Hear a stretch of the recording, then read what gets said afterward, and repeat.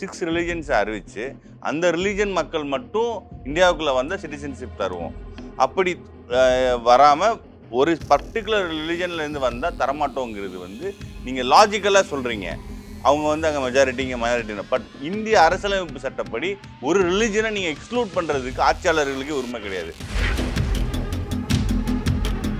ரிலீஜியஸ்க்கும் வைஸும் அந்த 6 கேட்டகரிக்கும் நீங்கள் நார்த்து சவுத்துன்னு டிவைட் பண்ணுறீங்க.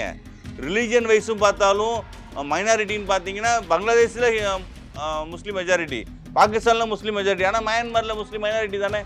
அவங்க பெர்சுவேட் ஆகுறாங்களே. ஒஸ்ட்டு இவங்க சொல்கிற மாதிரி ஒரு 6 கேட்டகரியில் இருந்த கம்யூனிட்டிஸை பாகிஸ்தான்லேருந்து பங்களாதேஷ்லேருந்து நம்ம எடுத்துக்கிட்டோம்னா ஒரு 2.5 கோடி, அரௌண்ட் 2.5 கோடி மக்கள் இந்தியாவில் வரலாம். அது வர வாய்ப்பு இருக்குது. அந்த அறிக்கை வந்த உடனே கேரளாவிலேருந்து எதிர்ப்பு வந்துச்சு. அது அந்த இம்மிடியட் ரியாக்ஷன்ஸ் வந்து வந்துச்சு. ஆனால் தமிழகத்துலேருந்து ஒரு சைலண்ட் இருந்தாங்க. அப்போது 11 மணிக்கு நைட்டு எங்கள் அறிக்கை வருது. அப்போது எந்த அளவுக்கு எங்கள் தலைவர் தளபதி அவர்கள் வந்து மக்கள் நலம் சார்ந்து சிந்திச்சு 11 மணிக்கு அறிக்கை விடுறாரு. சிஏஏ வந்து புட்டின் கொண்டு வரல, பைடன் கொண்டு வரல. அதுலேருந்து உங்களுக்கு மாற்று கருத்து இல்லை. அதை கொண்டு வர்றது இந்திய அரசு, இந்திய ஆட்சியாளர்கள். அதனால இந்திய ஆட்சியாளர்கள் இருக்கும். ஆல்ரெடி அந்த ஆக்டை பாஸ் பண்ணிட்டாங்க. அதற்கு தமிழகத்தை சேர்ந்த 10 ராஜ்யசபா எம்பிக்கள், அதிமுகவை சேர்ந்த 10 ராஜ்யசபா எம்பிக்களும் பிஎம்கேவை சேர்ந்த டாக்டர் அன்புமணி ராமதாஸ் அவர்களும் ஆதரிச்சிருக்காங்க. ஏன்னா இப்போது கொள்கை பற்றி பேசுகிறப்போ நம்ம எல்லாத்தையும் பற்றி தான் பேசணும். தமிழகத்தை சேர்ந்தவங்களும் ஆதரிச்சிருக்காங்க சிஏஏ சட்டத்தை. இந்தியாவில் இருக்க மற்ற கட்சியெல்லாம் 20% ஃபண்டு வாங்கும். நான் வந்து ஒரு ஆளுங்கட்சியே சொல்கிறேன். இதுக்கு 2014க்கு முன்னாடி தற்போதைய ஆளுங்கட்சியான பிஜேபியை விட காங்கிரஸுக்கு தான் அதிக ஃபண்டு வந்துச்சு. டிரான்ஸ்பரன்சி இல்லாமல், அக்கௌண்டபிலிட்டி இல்லாமல் இருக்கிறது. இந்திய ஜனநாயகம் வந்து பணநாயகமாக மாறுறதுக்கான அச்சாரத்தை சட்டப்படி போட்டிருக்காங்க. இது ப்ராப்ளம் என்னன்னா, ஒரு தப்பை வந்து இல்லீகலைஸ் பண்ணியிருக்காங்க. ஹாலிடேஸ்னாலே அது நம்ம ஜிடி ஹாலிடேஸ் தான்.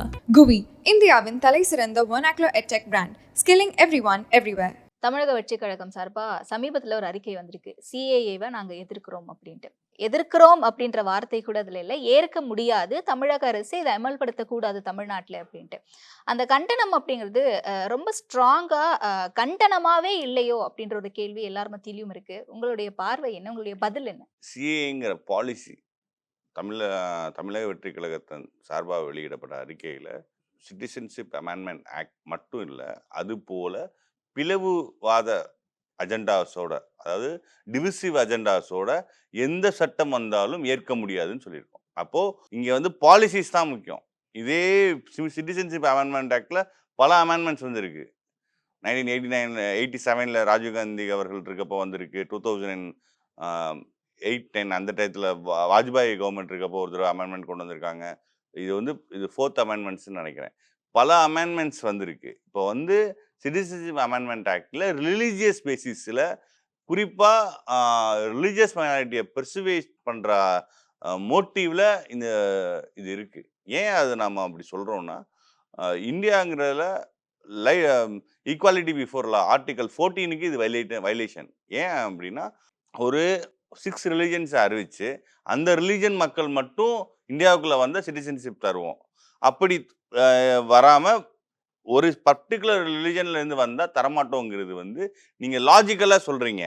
அவங்க வந்து அங்கே மெஜாரிட்டி, இங்கே மைனாரிட்டின்னு. பட் இந்திய அரசியலமைப்பு சட்டப்படி ஒரு ரிலீஜனை நீங்கள் எக்ஸ்க்ளூட் பண்ணுறதுக்கு ஆட்சியாளர்களுக்கு உரிமை கிடையாது. சரி, நீங்கள் அந்த லாஜிக்கலாக நீங்கள் பார்த்தா கூட பங்களாதேஷில் மெஜாரிட்டியாக இருக்க இஸ்லாமியர்கள் வந்து மயன்மாரில் மைனாரிட்டி. அதுவும் எஸ்ட்ரோயில் இந்தியாவில் இருந்த பகுதி தான். 1937 இந்தியாவில் இருந்த பகுதி தான் மயன்மார். இன்றைக்கி அந்த இடத்துல ரோஹிங்கியா முஸ்லீம்ஸ் வந்து பாதிக்கப்படுறாங்க. அங்கே அவங்க மைனாரிட்டி தான். நீங்கள் மைனாரிட்டிக்கு அசைலம் தருவேன்னு நீங்கள் ஒரு பாலிசி எடுத்தீங்கன்னா நீங்கள் ரோஹிங்கியா முஸ்லீமுக்கு தரக்கூடாது.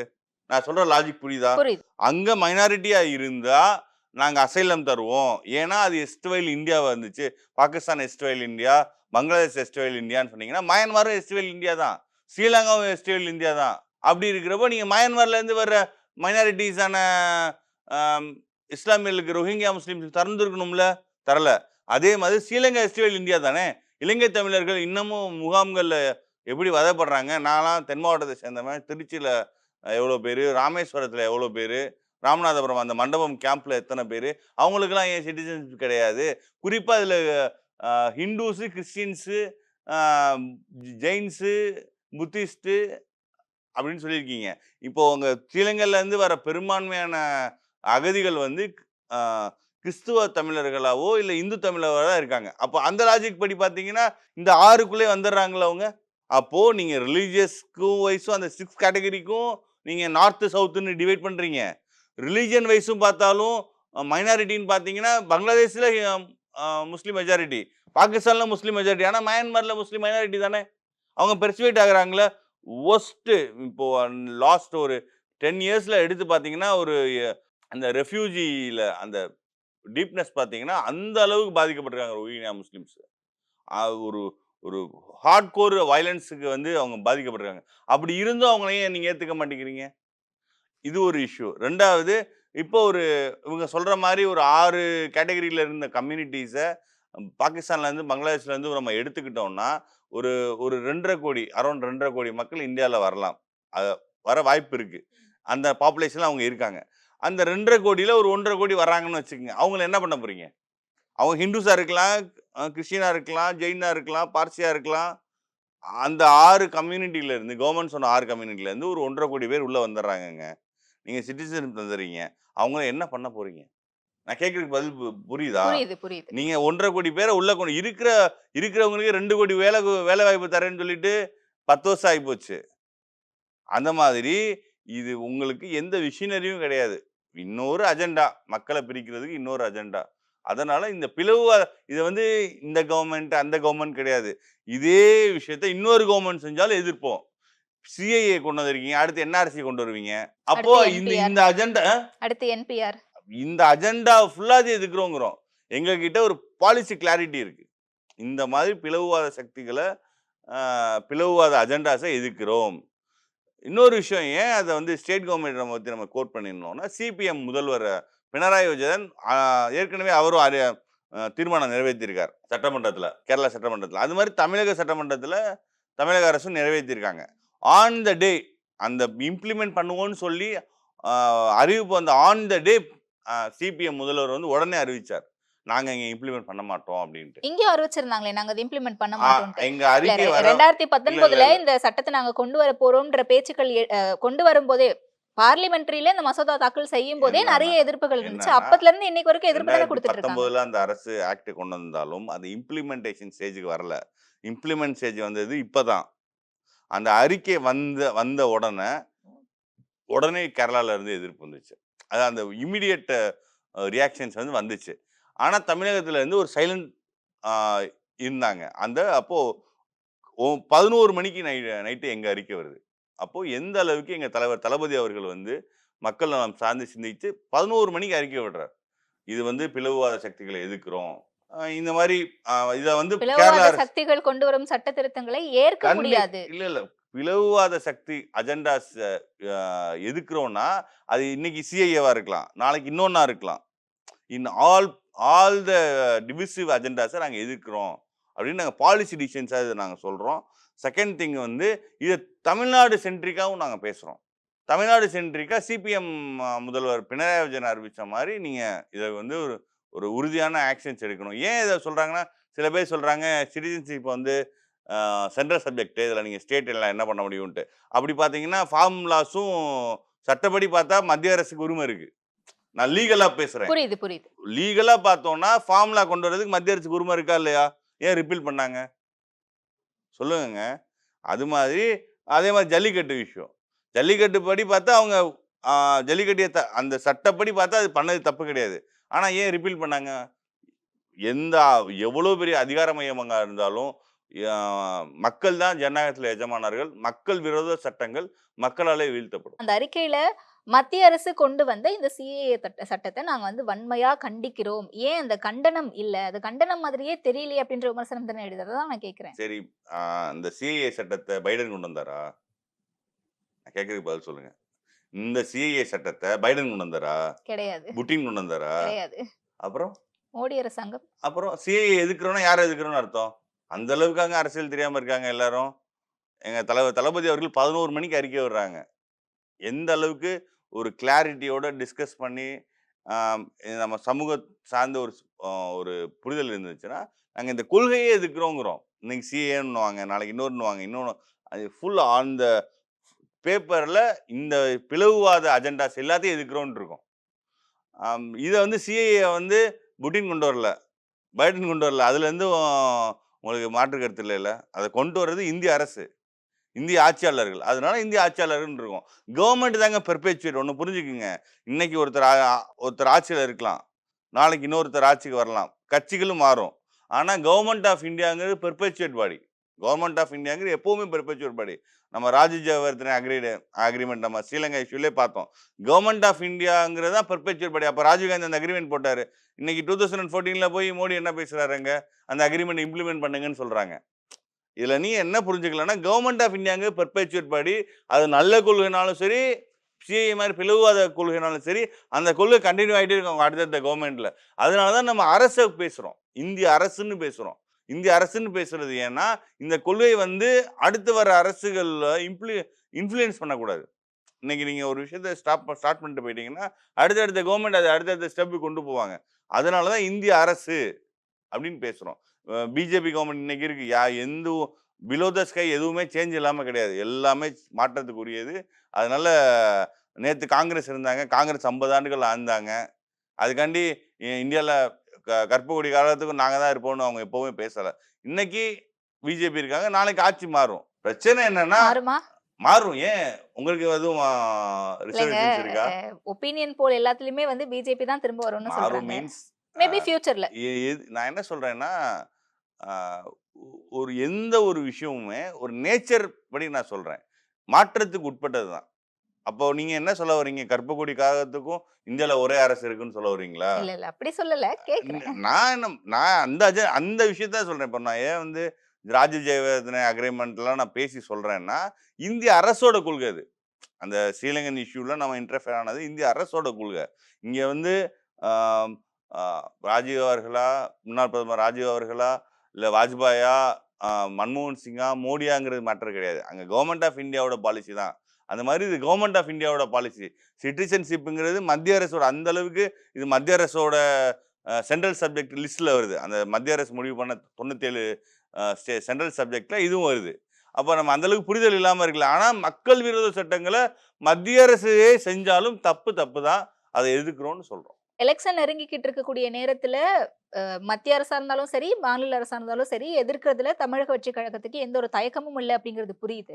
அ இந்த ஒரு சிஏஏ அமெண்ட்மென்ட் அப்படிங்கிறது எதுக்கு இந்த நேரத்துல கொண்டு வரணும்? ஏன்னா, எல்லாருமே பரபரப்பா எலக்டோரல் பாண்ட்ஸ் பத்தி நெறைய பேசிக்கிட்டு இருந்தாங்க. அது எந்த அளவுக்கு மிகப்பெரிய அளவுல வெடிக்க போகுது? பாஜக அரசு மேலயோ, இல்ல காங்கிரஸ் அரசு மேலயோ காங்கிரஸ் மேலயோ, இல்ல பாஜக அரசு மேலயோ எந்த அளவுக்கு ஒரு ஸ்ட்ராங்கான ஒரு விஷயமா உங்களுக்கு அழுத்தம் குடுக்கும் அப்படின்றத பேசிட்டு இருக்கும்போது, திடீர்னு சிஏஏ வந்துட்டாங்க. எல்லாருமே சிஏஏ பத்தி பேச ஆரம்பிச்சுட்டாங்க. ஏன் இந்த ஒரு விஷயம் திடீர்னு அமல்படுத்தணும்? அதற்கு அ பிரதமர் அவர்கள் தான் பதில் சொல்லணும். ஏன்னா, அவர் தான் அந்த டைமிங்க செலக்ட் பண்றாங்க.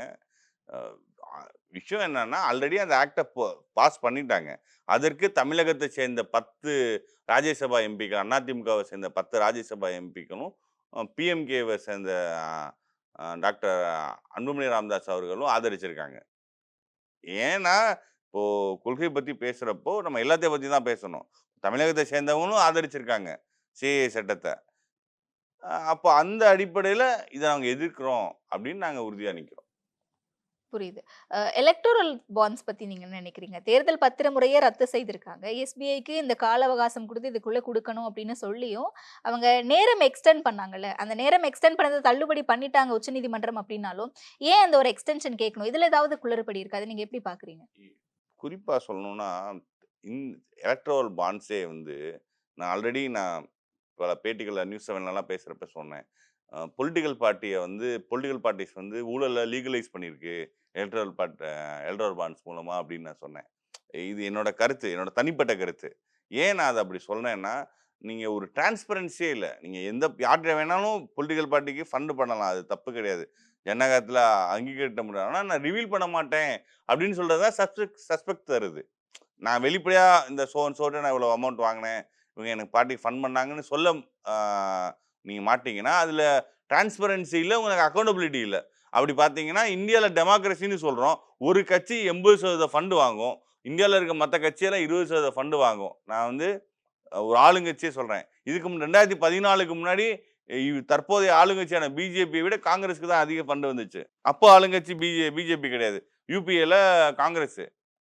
ஆனா ஆளுங்கட்சிகள் அதிக ஃபண்ட் வாங்குறது, எதிர்க்கட்சிகள் அதிக ஃபண்ட் வாங்குறது ஓரளவுக்கு டிரான்ஸ்பரன்சியாச்சும் இருந்துச்சு. இந்த எலக்ட்ரல் பாண்ட்ஸ் 2018ல வந்ததுக்கு அப்புறம் ஒரு டிரான்ஸ்பரன்சியும் கிடையாது. இஷ்யூ பண்றது எஸ்பிஐ இஷ்யூ பண்றாங்க. யாருக்கு இஷ்யூ பண்றாங்கன்னு ரிலீவ் பண்ண மாட்டாங்க. அந்த அந்த கஸ்டமர் வந்து யாருக்கு வாங்கிட்டு போய் எந்த பார்ட்டிக்கு தராங்கன்னு தெரியாது. பார்ட்டி ஆனா போய் என்கேஷ் பண்ணிக்கலாம். அது என்ன மாரி இருக்குது? அப்போ இது டோட்டல் அந்த நெட்வொர்க்குமே டிரான்ஸ்பரன்சி இல்லாம, அக்கவுண்டபிலிட்டி இல்லாம இருக்கிறது. இந்திய ஜனநாயகம் வந்து பணநாயகமா மாறுறதுக்கான அச்சாரத்த சட்டப்படி போட்டிருக்காங்க. இது ப்ராப்ளம் என்னன்னா, ஒரு தப்ப வந்து லீகலைஸா பண்ணியிருக்காங்க. இப்ப நீங்க எலக்ட்ரல் பாண்ட்ஸ் சட்டப்படின்னு ஒத்துக்கிட்டீங்கன்னா, பணம் பெரிய அளவுல லீகல் மணியோ டிரான்ஸ்பரன்சி இல்லாம ரைஸ் பண்றதுக்கு ஸ்டேட்டே சப்போர்ட் பண்ணதுன்னு அர்த்தமாயிரும். அத வந்து சுப்ரீம் கோர்ட் என்ன பண்ணியிருக்காங்கன்னா, ஆர்டிகல் 19 1A படி ஸ்ட்ரைக் டவுன் பண்ணியிருக்காங்க. இது வந்து இந்திய ஜனநாயகத்துக்கு எப்பப்பெல்லாம் ஆபத்து வருதோ, அப்பப்பெல்லாம் இந்திய உச்சநீதிமன்றம் வந்து உறுதியா நீதியின் பக்கம் நின்றுருக்கு. அது எமர்ஜென்சி காலங்களா இருக்கட்டும், ஆ பல விஷயங்கள்ல வந்து இப்போ அ எலக்ட்ரல் பாண்ட்ஸா இருக்கட்டும், எப்பப்பெல்லாம் இந்தியா அ அதிகாரம் வந்து ஒரு ஒரு டிக்டேட்டர்ஷிப்ப நோக்கி ஒற்றை சார்பா போகுதோ, அப்பப்பெல்லாம் இந்திய உச்சநீதிமன்றம் வந்து உறுதியா வந்து நீதியின் பக்கம் நின்றுருக்கு. அந்த மாதிரி இந்த டயத்துல இந்த 5 ஜட்ஜஸ் கான்ஸ்டிடியூஷனல் பெஞ்ச் ஆ அவங்க வந்து இந்த ஜட்ஜ்மெண்ட் தந்திருக்காங்க. இத ஸ்ட்ரைக் டவுன் பண்றோம். ஆர்டிகல் 19 1ஏவ வந்து வயலேட் பண்ணுது.